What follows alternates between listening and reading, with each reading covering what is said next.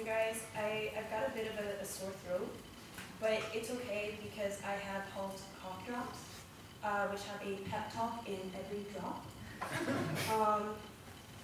So they taught me today, I think we're going to be able to pull through, to buckle down and push forth. Fire up those engines. Power through, I think I said that, okay. Elicit a few wows today. And put a little strut in it. So I'm going to try to do that for you guys. So I really like warning labels, even though I feel like sometimes they don't really know who their target audience is. Like, you know when you have, like, you buy something in plastic wrap and it's got like a little label on it that says, like, this should not be consumed by anyone under the age of 3. Which is weird because 3-year-olds can't read.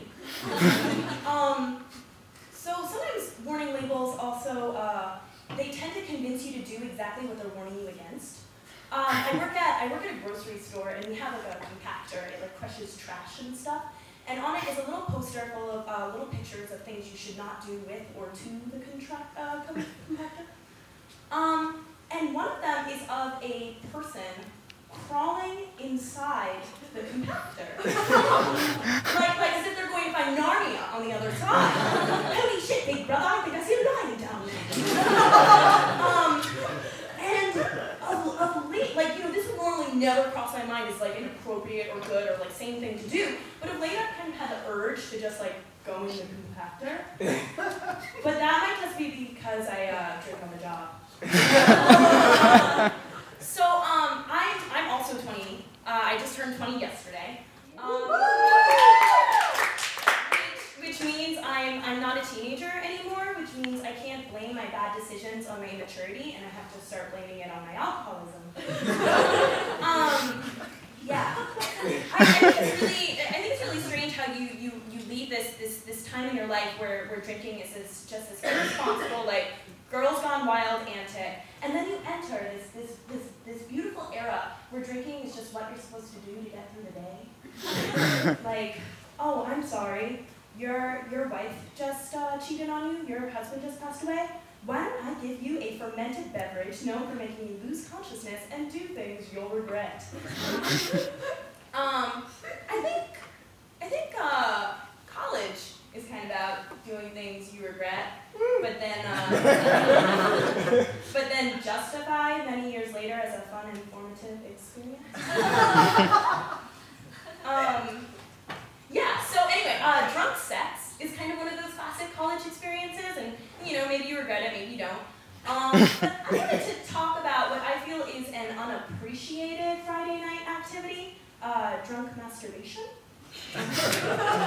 You guys know what I'm talking about. When it gets so bad, you have to lower your own standards.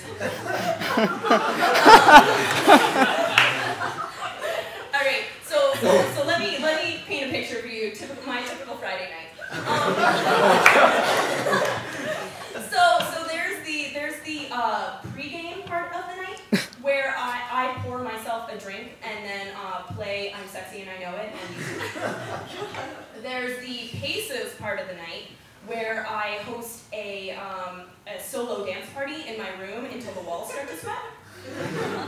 And then there's the why don't we go over to your place part of the night where I invite myself to bed to watch a movie, and then things get pretty hot and heavy.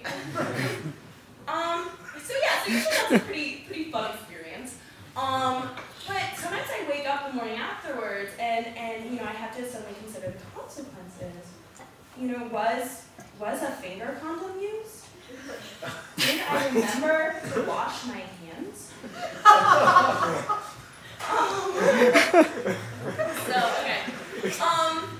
So I wanna set a new standard for a new policy for humble bragging. You guys know what that is?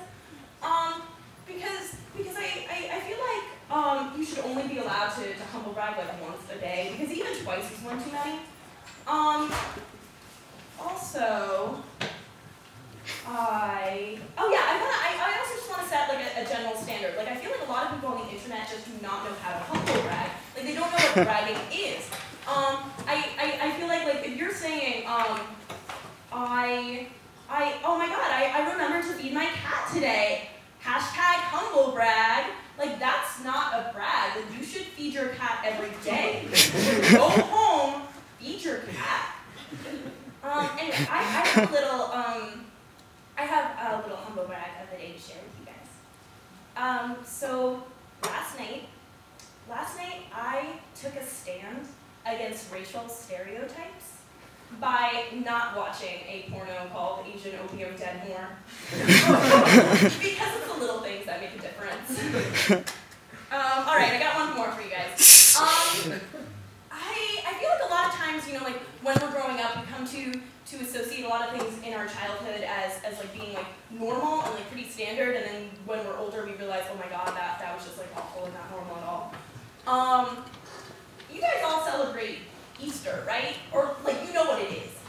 I was thinking the other day, like Easter is a pretty demented holiday. First of all, you've got a bunny, and an oversized bunny, a bunny on growth hormones, who has like a basket of helpless baby chicken eggs that he proceeds to hide all over the neighborhood, and then he convinces human children to like clean up for free. And those eggs get painted, or maybe they like end up on your lawn rotten 3 days later. And never during this entire time do you realize that you were complicit in the chicken genocide.